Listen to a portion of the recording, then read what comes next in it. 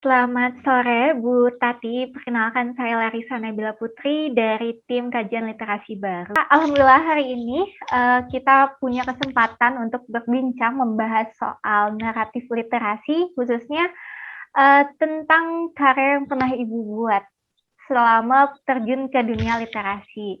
Baik, sebelumnya saya ingin tahu nih perkenalan dari Ibu. Silakan Ibu. Makasih Larissa, senang sekali sore ini bisa ngobrol sama Larissa. Salam kenal semua, nama saya Tati Wardi, PhD. Saya seorang peneliti tentang literasi dan sastra anak. Saat ini saya menjadi Kaprodi, program master ya in education, MA program in education di Universitas Islam Internasional Indonesia yang baru di wilayah Depok. Ya, itu kenalan dari saya. Oke, Bu Tati boleh diceritain nggak nih awal mula terjun di dunia literasi itu bagaimana? Awal mula ya. Jadi gini, ketertarikan saya pada literasi, sebenarnya nama literasi kan nggak akrab buat saya sampai saya waktu itu melanjutkan sekolah dapat beasiswa Fulbright tahun 90. 2090 tahun 2004 ya, tahun 2004 2005 saya dapat master di Teachers College Columbia University. Nah, itu saya saat itu mengambil bidang bilingual education.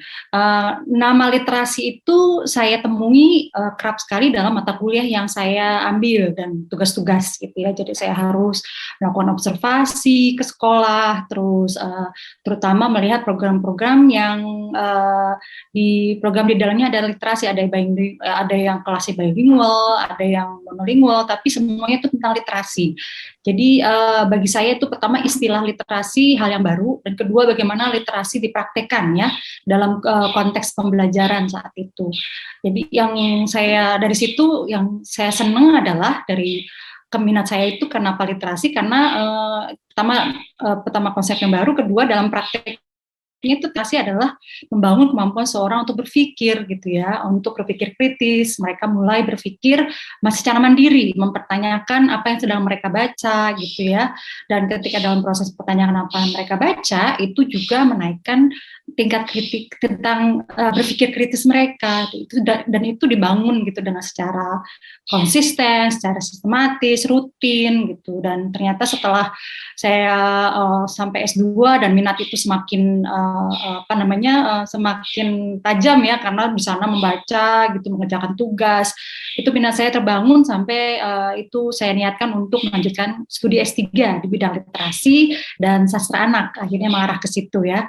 Dan saya melanjutkan S3 di Amerika juga di Ohio State University. Jadi itu minat saya terbangun dari sebenarnya kalau yang singkat dari observasi secara organik ya, karena pertama kali langsung terjun melihat praktek pembelajaran literasi di sekolah di Amerika gitu, sekolah-sekolah dasar sampai sekolah menengah gitu, terus jadi minat sampai sekarang dan senang sekali gitu Larissa, menjadi menekuni atau meneliti sesuatu yang kita suka sekali gitu, tentang literasi dan sastra anak. Itu sih kalau bisa dijawab dengan sekitar 5 menit atau 3 menit. Berarti awalnya ketika menempuh S2 dan pada akhirnya minat sampai saat ini ya Bu dijalani di bidang literasi. Iya, sampai selesai sekolah karena itu masih tentu saja karena saya memilih juga sekarang profesi adalah saya di universitas memang bergelut dengan keilmuan ya. Jadi mau tidak mau bukan hanya suka, tapi profesi saya menuntut untuk terus membaca literatur, terus selalu istilahnya engage dengan isu-isu teori terkini, research terbaru di bidang saya. Akhirnya itu menjadi ya diri saya ya, karena menjadi profesi dan juga apa yang saya suka. Terus artinya tidak pisah, termasuk dengan koleksi buku gitu, apa yang saya produksi gitu ya, yang saya pikirkan, yang saya tulis gitu, yang saya baca, itu pun semua selalu ada, literasi adalah bagian, tentang literasi itu selalu ada bagian yang saya saya minati, saya baca, dan selalu saya update, saya follow ininya apa media sosialnya gitu, karena saya ingin selalu terbaru mendapatkan tentang isu-isu literasi baik yang riset maupun secara praktikal.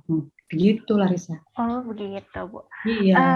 Terus karya apa Bu yang sudah Ibu produksi dari awal terjun di dunia literasi sampai saat ini? Ada berapa banyak tuh Bu? Saya bukan yang paling produktif ya. Saya merasa saya ini dirasakan oleh semua peneliti ataupun orang yang menggeluti atau akademisi, bahwa mereka berharap bisa lebih produktif gitu. Tapi setidaknya ada sejumlah karya yang sudah saya hasilkan, yang saya geluti dari minat saya ini dan training pendidikan saya ini. Misalnya saya pernah yang saya pilih lah salah satu yang ada yang pernah terbit di artikel ilmiah gitu ya, journal publication istilahnya. Ada juga yang pernah di sebuah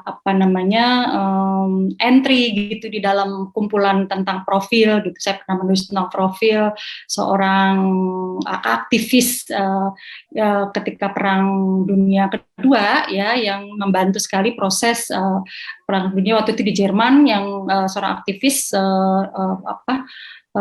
bahwa luka perang itu terutama anak-anak itu adalah dengan mensuplai buku-buku berkualitas, buku anak. Jadi saat itu namanya Yela Littman ya, yang saya tulis profilnya, saya salah satu yang menulis tentang entry itu.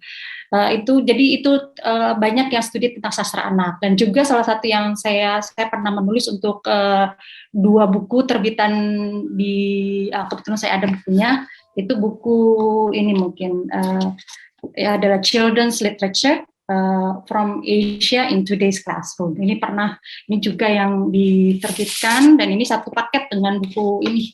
Saya juga menuliskan chapter ini dua-duanya diedit ya, menjadi editor oleh Profesor Yukari Takimoto Amos dengan suaminya Daniel Miles Amos.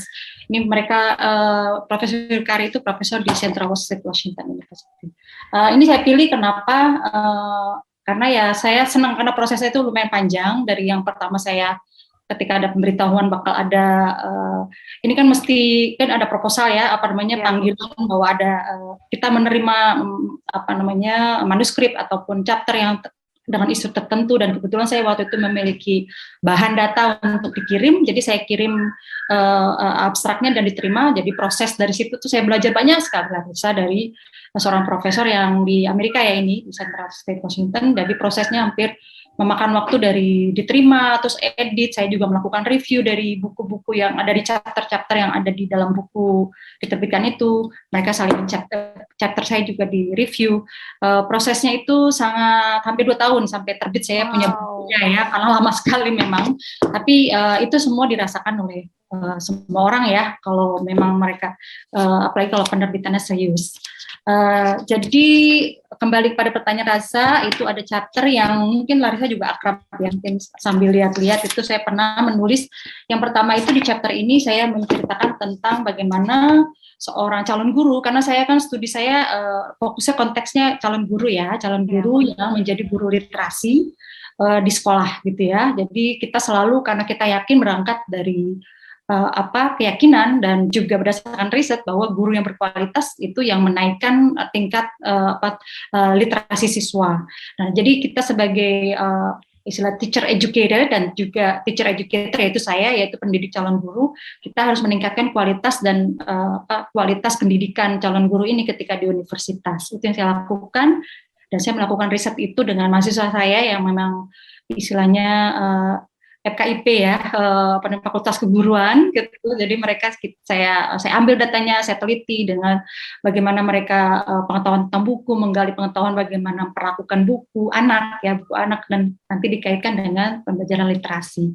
Nah, ini salah satu chapternya tentang buku. Saya mereview buku-buku bahasa Indonesia. Di sini chapter saya adalah dari Indonesia. Ada 3 buku yang saya review saat itu Larissa, yaitu buku namanya The Gift of the Crocodile, Cinderella Story.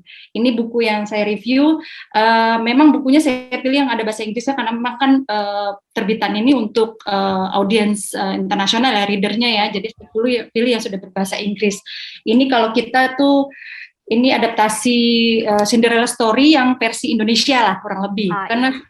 Karena dalam studi sastra anak disebutkan Cinderella itu sebenarnya ada di hampir seluruh dunia. Jadi misalnya di Timur Tengah ada, di Indonesia ada, di Thailand ada, di Malaysia ada gitu ya. Jadi di Cina ada gitu ya. Terus ada juga yang di Rusia ada gitu ya. Nah ini adalah versi yang versi Indonesia. Buku yang kedua yang saya review adalah buku kemarin ini buku berbahasa Inggris, jadi saya cari dapat waktu itu bukunya The Bird Hunter. The Bird Hunter ini kayak kita judulnya The Indonesian Folktale ya, tentang pencari burung, kalau kita bahasa Indonesia apa ya, pemburu burung ya, pemburu ya. Jadi cerita tentang itu dalam bahasa Inggris, saya juga mereview itu. Terus ketiga buku ini mungkin Larissa akrab. Nah ini Cap Gome, ini diterbitkan oleh Utara. Alhamdulillah ya waktu itu saya menemukan buku yang berbahasa Inggris karena memang saya butuh sekali dan ditulis sama orang Indonesia. Ini juga yang lain ini ditulis sama orang asing ya, tapi mereka melakukan riset tentu saja. Dan ini yang paling seneng saya yang ini ya, karena memang ini ditulis sama orang Indonesia gitu ya. Terus isunya sangat kontemporer sekali tentang persahabatan Cap Gome. Nah jadi 3 buku ini saya review. Di dalamnya itu saya harus menyediakan summary cerita buku ya dari 3 buku itu. Terus kedua saya juga harus memikirkan bagaimana buku-buku ini bisa diaplikasikan dalam kelas. Misalnya contohnya, contoh saya mungkin Cap Gome yang paling akrabnya. Cap Gome saya begini.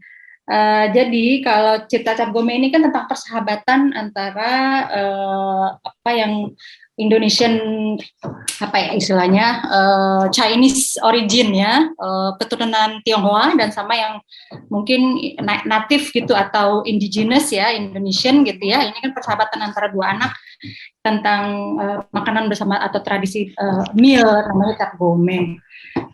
Tentu saja ada konflik kecil di situ tapi ada solusinya.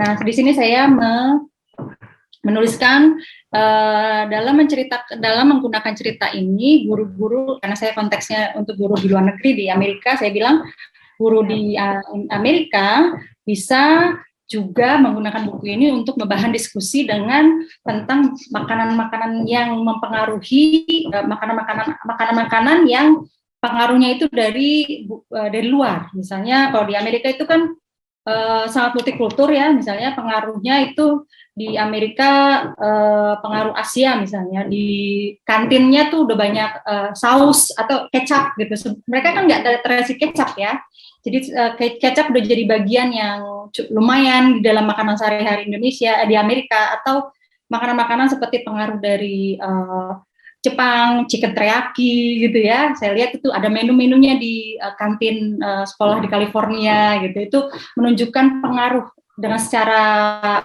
kita menunjukkan kepada anak-anak gitu, guru dilatih untuk mengenali bahwa apa yang kita makan itu banyak sekali pengaruh asing, sudah bukan kalau kita lebih teliti melihatnya bahwa kita tuh makan sehari-hari udah campuran dengan pengaruh-pengaruh dari luar gitu, jadi bukan asing lagi.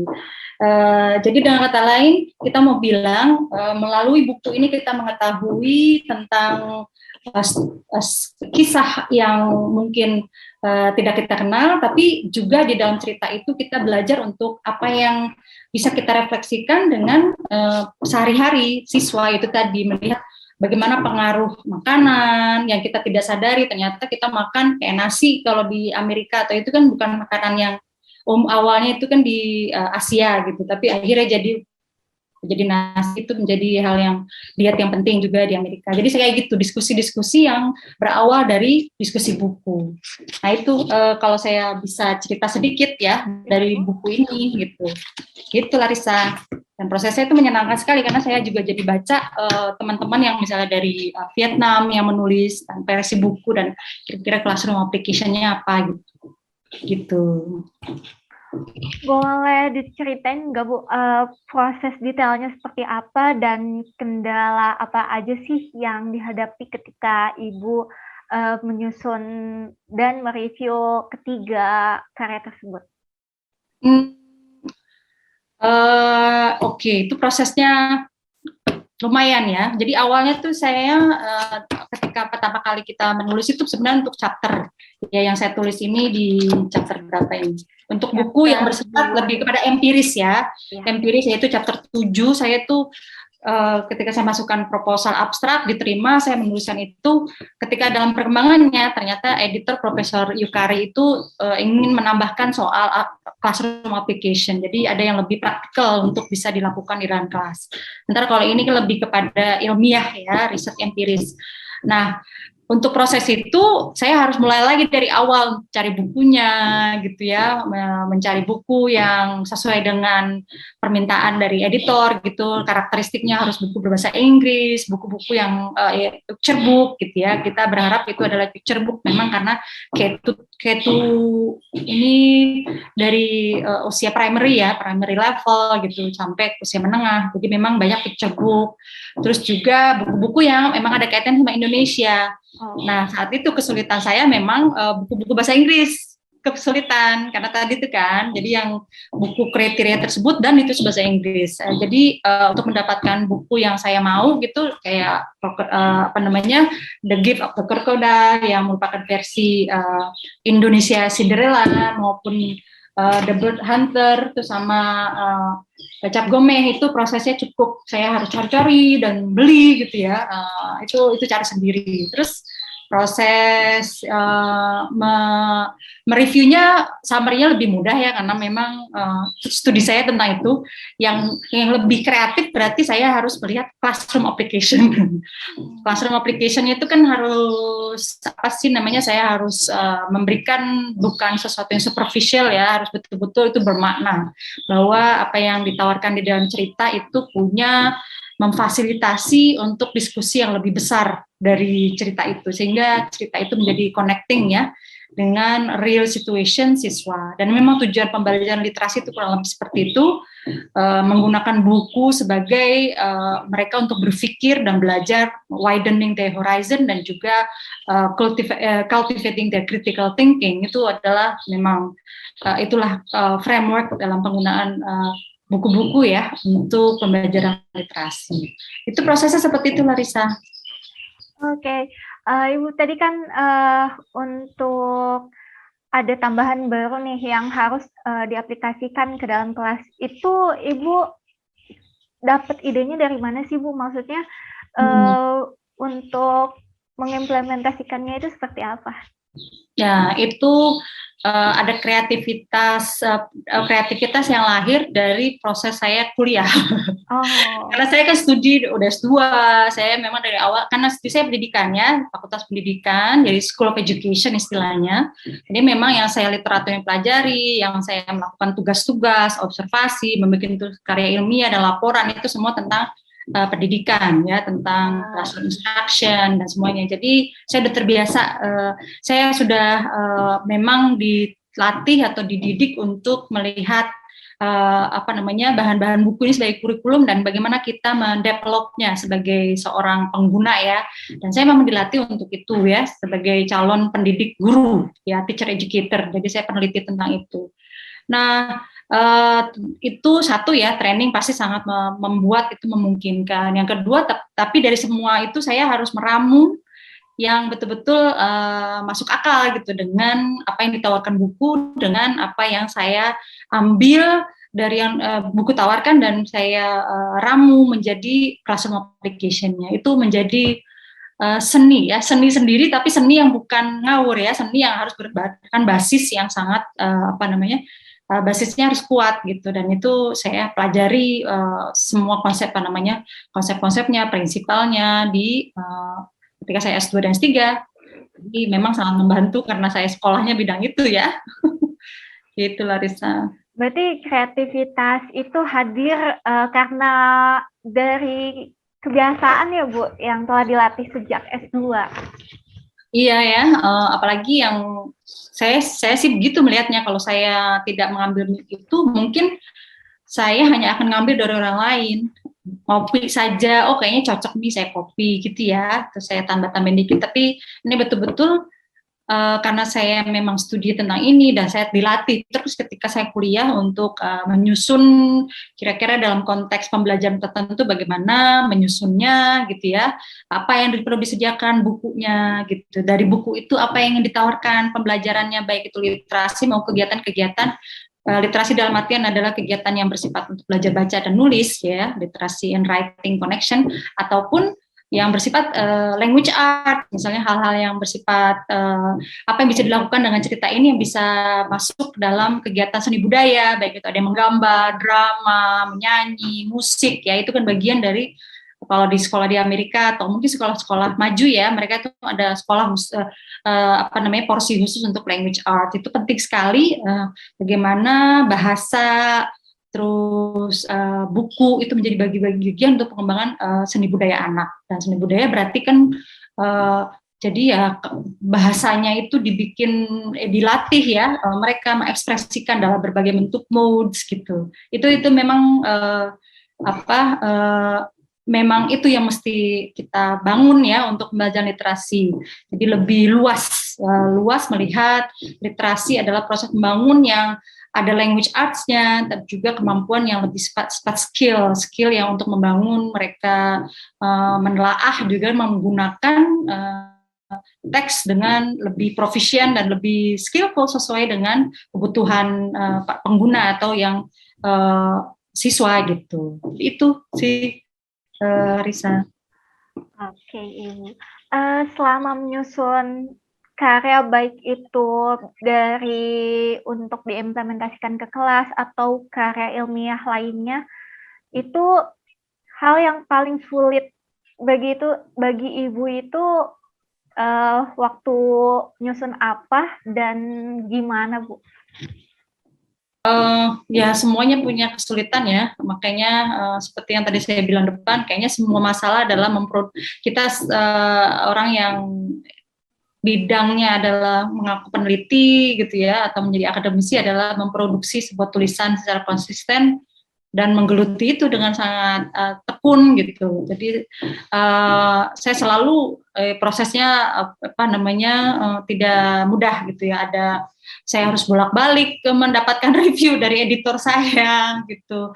Bahkan misalnya saya pernah gitu, saya bilang tadi kan kayak contoh 2 buku ini, editor itu karena editor itu dalam proses itu kan dia harus menyesuaikan dengan penerbit. Penerbitnya ini kan Rowman dan Littlefield itu punya kuasa gitu berapa kata yang mesti ada. Jadi kadang-kadang terlalu panjang karena kita punya terbatas hanya dalam buku ini cuma berapa ratus. Jadi dari penulis tolong dipotong lagi setiap babnya gitu. Misalnya sebelumnya kita boleh punya 25, terus tolong dipotong lagi menjadi 20. Oke, setiap bab ya. Dan itu proses yang tidak mudah ya. Apalagi kita merasa itu sudah yang terbaik kita masukkan gitu. Nah, ketika proses kita potong, akhirnya ada beberapa bagian misalnya yang karena kita potong akhir adjektifnya lah, atau ada bagian finding yang kita potong, itu ada aja yang merasa kita ada hilang gitu di situ gitu ya.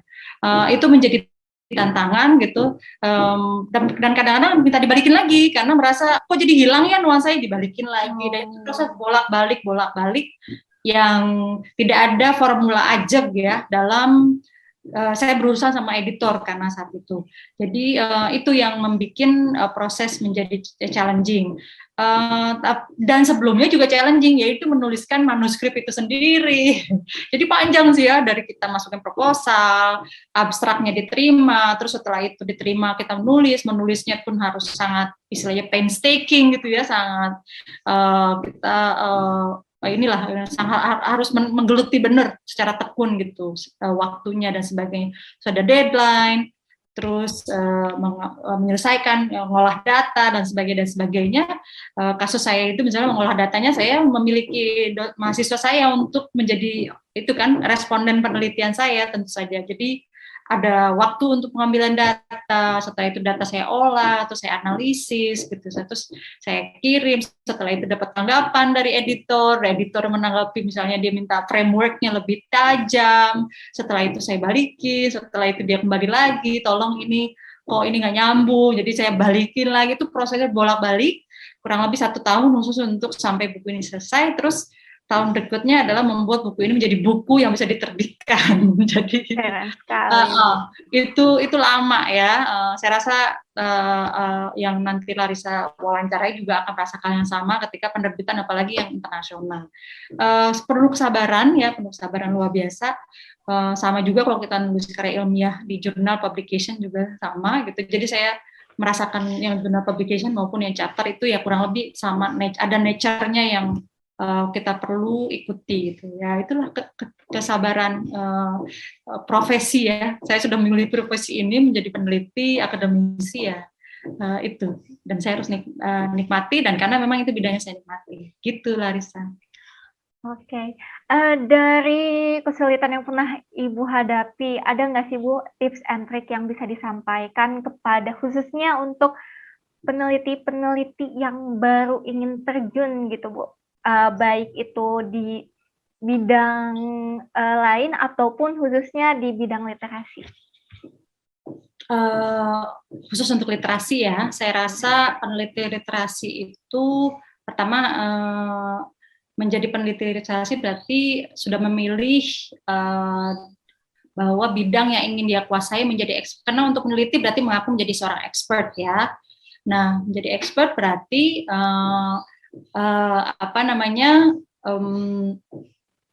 harus menguasai ya, namanya expert, jadi harus sekolah membaca, dan sekolah membacanya pun harus terstruktur dengan apa yang disebut keilmuan, karena dalam literasi itu luas sekali ya ininya, istilahnya spektrumnya.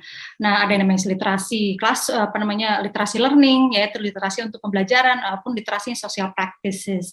Jadi seseorang yang ingin menekuni literasi, dia harus tahu landscape ini, dan landscape ini untuk diketahui dan dia harus fokus gitu ya, karena tidak semua akan dia kuasai itu.